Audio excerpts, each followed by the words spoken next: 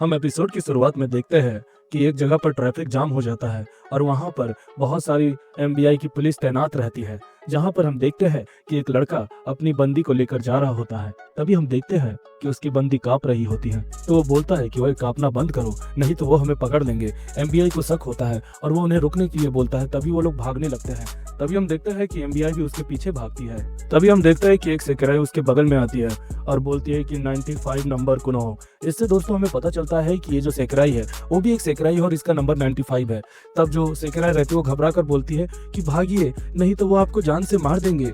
और ऐसा कहते ही वहां पर हम देखते हैं होमुरा भी रहता है, जो कि ये सब देख रहा होता है और बोलता है कि मिनाका सच में आज काफी ज्यादा सीरियस है। तभी सीन शिफ्ट होता है और हम देखते हैं मिनातो और मिनातो का माल मुसीबी और कुसानो और सुकीमी तीनों मिलके मस्त मौज कर रहे होते हैं। और जो सुकीमी होती है वो बताती है कि असल में मकान मालकिन ने उनको बाथरूम धोने का काम दिया है। और वैसे ही वो लोग मौज कर रहे होते हैं, तभी मकान मालकिन आती है और उन्हें खाने के लिए बुलाती है। तभी जो मिनातो है वो मासू के रूम में जाता है और बोलता है कि मासू खाना खाने का समय हो गया है, चलो। तभी मासू देखती है कि कंप्यूटर में कुछ काम कर रही होती है। तभी जो मिनातो बोलता है ये क्या है, तो वो बताती है एमबीआई का सीक्रेट बेस। तो मिनातो बोलता है कि आखिर ये क्या है, मुझे बताओ। तभी जो मासू है वो बताती है कि असल में एमबीआई सीक्रेट बेस एक ऐसा डाटा है जो कि काफी ज्यादा कॉन्फिडेंशियल है। इसका मतलब यह है कि हमें जो सेक्रेटरीज है उनके सारे बायोडाटा, उनकी पावर्स, उनका रैंक और उनके क्लासेस के बारे में पता चलता है। यहाँ से हम सारी इंफॉर्मेशन पता कर सकते हैं और जो सेक्रेटरीज अब खत्म हो गए हैं उनके बारे में भी हमें डाटा कलेक्ट करने को मिलता है यहाँ से। तभी सीन शिफ्ट होता है और जो मिनातो का माल मुसीबी है वो उजुमे को बुलाने के लिए आती है। तब वो देखती है कि उजुमे वहां पर नहीं है। तभी सीन शिफ्ट होता है और एक हॉस्पिटल, कोरियामा हॉस्पिटल हमें दिखाया जाता है, जहाँ पर उजुमे एक औरत के बगल में खड़ी है और उसे वो चीहो कह के बुलाती है और वो काफी दुख में रहती है। उसके ओठों को चूमती है, आई मीन टू से उसके हाथों को चूमती है और उसकी आंख से आंसू जो होते हैं बरस पड़ते हैं। इसका मतलब हमें कुछ पता चलने वाला है शायद उजुमे के बारे में। तभी हम देखते हैं कि जो मिनाटो है वो कपड़े सुखा रहा होता है।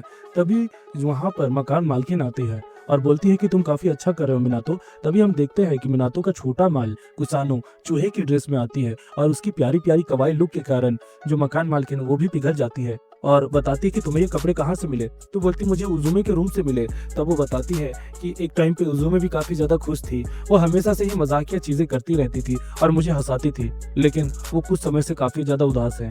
असल में एक खास आदमी है जो कि उसका हॉस्पिटल में है और वो हमेशा वहीं पर रहती है, उसका इंतजार करती है कि वो कब लौटेगा और इसी के कारण वो काफी ज्यादा दुख में रहती है। तभी हम देखते हैं कि जो मिनातो का माल मुसीबी है और सुकीमी है वो दोनों शॉपिंग करके आ जाते हैं।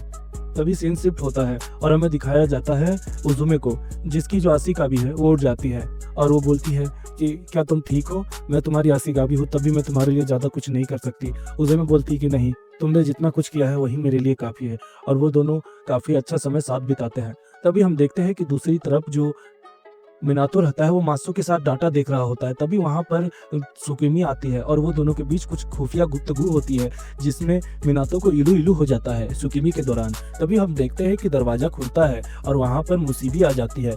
तुरंत ही जो मिनातो है वो दरवाजा बंद कर देता है। तभी वो दोबारा से दरवाजा खोलता है तो देखता है कि मिनातो वहीं पर रहती है, मतलब मुसीबी वहीं पर रहती है। तो मुसीबी बोलती है कि डिनर का टाइम हो गया है, तुम्हें जल्दी आ जाना चाहिए। तो जो मिनातो है मुसीबी के साथ चलता है डिनर करने के लिए। फिर वो सब डिनर करते हैं। तभी हम देखते हैं कि सीन शिफ्ट होता है और मिनातो का माल मुसीबी और सारी लड़कियां मिलकर नहा के मौज ले रही होती है, जो कि मैं आपको दिखा नहीं सकता हूँ।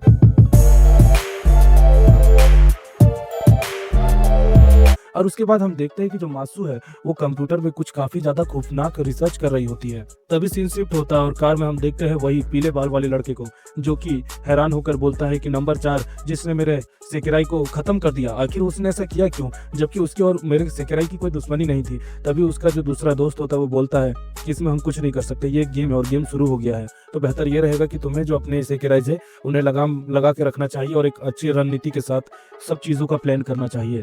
तो जो पीले बाल वाला लड़का है वो भी बोलता है कि तुमने बिल्कुल सही कहा है, अगली बार मेरा प्लान हारेगा नहीं। फिर सीन शिफ्ट होता है और हमें दिखाया जाता है मिनातो की छोटी बहन और उसकी प्यारा सा सेकेराई। तभी जो मिनातो की बहन है वो बोलती है कि डिनर तैयार हो गया है, तुम आ जाओ। और डिनर के दौरान फिर से उन दोनों की कुछ प्यारी प्यारी गुफ्तगू होती है। उसके बाद वो जो उसका सेकेराई है वो मिनातो को देखता है तो पूछता है मिनातो की तस्वीर को देखकर कि आखिर ये लड़का कौन है। तब जो मिनातो की बहन है वो बताती है कि असल में ये मेरा भाई है। सच कहूँ तो मैं इसके बारे में ज़्यादा कुछ खास नहीं बोलती, लेकिन ये मेरे लिए मेरी दुनिया में सब कुछ है। वो बताती है कि जब एक बार वो एक जंगल में अकेले फंस गई थी और रो रही थी, तब उसका भाई आया और उसे अपने कंधों में उठाकर अपने घर की ओर ले गया था। और तभी जो मतलब ये प्यारी प्यारी बातें बताने के बाद जो मिनातो की बहन का सेकेराई रहता है वो बोलता है कि काश को भी कोई ऐसा ही अच्छा आशिका भी मिल जाए तो मुझे काफ़ी खुशी होगी। तभी हम देखते हैं कि उन दोनों को वही पीले बाल वाले लड़के के सेकेराई देख रही होती है और उसके बारे में पता कर रही होती है। दूसरी तरफ मात्सु भी काफ़ी ज़्यादा तेजी से रिसर्च कर रही होती है, लेकिन वो क्या कर रही होती है ये तो हमें आगे पता चलेगा। तभी सीन शिफ्ट होता है और हम दोबारा से कोरियामा हॉस्पिटल देखते हैं, जहाँ से जो उजुमे वो बाहर निकलती है। वो काफ़ी ज़्यादा दुख और चिंता में रहती है। तभी एक चश्मे वाला लड़का आता है और बोलता है कि तुमने आज काफ़ी अच्छा काम किया कल के लेकर, लेकिन तुम्हारे लिए एक और काम है। मुझे खुशी है कि तुम ताका हितो आसामा के लिए खुद काम कर रही हो, तुम काफ़ी काबिलियत वाली लड़की लगती हो। तब उजुमे बोलती है कि बकवास बातें बंद करो और मुद्दे की बात बताओ, क्या आखिर क्या करना है।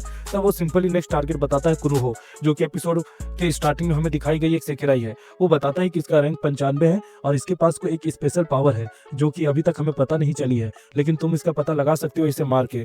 तो वो ये भी चिंता देता है कि ये बहुत ज़्यादा ताकतवर है, तो तुम्हें संभल के रहना पड़ेगा। तब जो उजुमे रहती है उसकी तस्वीर ले लेते और बोलते हैं मुझे इससे फर्क नहीं पड़ता कि कौन है, मेरा काम बहुत सटीक होता है। और ऐसा कह के वो चली जाती है। इससे हमें पता चलता है दोस्तों कि उजुमे है उसको शायद कोई प्रेशर के कारण ये काम करना पड़ रहा है, नहीं तो वो कभी भी ऐसा काम नहीं करती है। सीन शिफ्ट होता है और हमें दिखाया जाता है मिनातो का माल मुसीबी और सुकीमी को, जो कि बोलते हैं कि अब हमें उस डेंजरस सेकेराई को खत्म करने के लिए चलना चाहिए।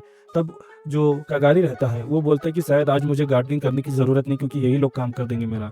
तभी जो मिनातो रहता है वो बोलता है कि इतना खतरनाक काम क्यों करना है तुम्हें। तो वो बोलती है कि चिंता मत करो। तभी जो सुगीमी रहती है वो अपनी ताकत से मिनातो और कमाल मुसीबी पर हमला करती है। तो जो मिनातो कमाल मुसीबी है वो डॉज करती है और उसे पंच करती है, तो वो भी रोक लेती है और उससे सुकीमी इंप्रेस रहती है और बोलती है कि तुम पास हो गई। तब जो मिनातो होता है वो बोलता है क्यों, क्या हुई। तब जो मतलब दो लड़कियां रहती है वो बोलती है कि ये लड़कियों का सीक्रेट है, तुम नहीं समझोगे, समझे क्या। और वो दोनों निकल जाते हैं। तब मिनातो बोलता है कि आखिर क्या चल रहा है, मुझे तो कुछ समझ ही नहीं आ रहा है। दूसरी तरफ हम देखते हैं कि कुनुहो और उसका आशिका भी हारुका वो दोनों भाग रहे होते हैं। तभी जो कुनुहो है यानी कि हारुका का सेकेराई वो गिर जाती है और तभी जो हारुका है वो बोलता है कि अरे यार तुम यूजलेस हो। तब वो रोते हुए बोलती है कि मैं यूजलेस नहीं, मैं कुनुहो हूँ। और वो उससे हाथ मांगती है और वो उसे उठाता है। तभी हम देखते हैं कि वही सफेद कपड़े वाली सेकेराई, जो कि हम थिक बेडी बुला सकते हैं उसे, वो यहाँ पर आ जाती है। पढ़ाई लिखाई में ध्यान लगाओ, IAS बनो और देश को संभालो, लेकिन नहीं। और वो बोलती है कि मुझे कोई इंसान को चोट नहीं पहुंचानी है, मेरा टारगेट वो सेकेराई है, तो उसे मेरे हवाले कर दो। तो हारुका बताता है कि मैं ऐसा नहीं कर सकता हूँ, मुझे माफ करना।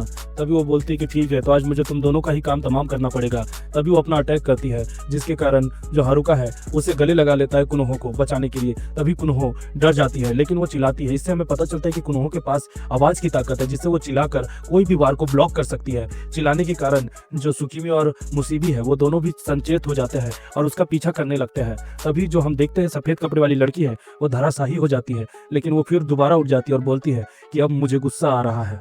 हम देखते हैं कि वो हमले से वो बच गई है और वो दोबारा एक बार तगड़ा हमला करती है।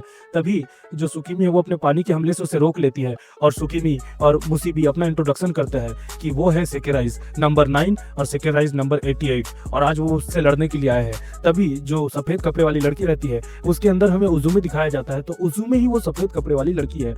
तो बोलती है कि आखिर ये दोनों यहाँ पर क्या कर रहे हैं। तभी जो सुकीमी होती है वो बताती है कि तुम्हें मुझे जल्दी से अपना रैंक और अपना नाम बताना चाहिए, हालांकि मुझे तुम काफी सस्पिशियस लग रही हो। हम यहाँ पर पता कर रहे थे कुछ समय से सेकेराइज पर अचानक से एक सेकेराई हमला करती है और उनकी रैंकिंग और उनकी जिंदगी छीन लेती है। मुझे पक्का पता है कि तुम ही वो सेकेराई हो, आज हम तुम्हें नहीं छोड़ेंगे। तब जो उजुमे रहती है वो बोलती है कि मुझे अभी इनसे लड़ना नहीं है।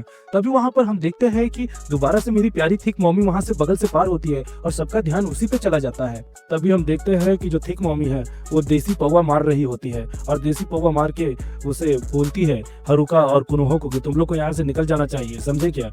और वो बोलती है कि लगता है कि आज जो हवा है वो गलत रुख में चल रही है, मुझे ये चीजें पसंद नहीं है। और दोस्तों इसी के साथ ये एपिसोड भी हमारा खत्म हो जाता है।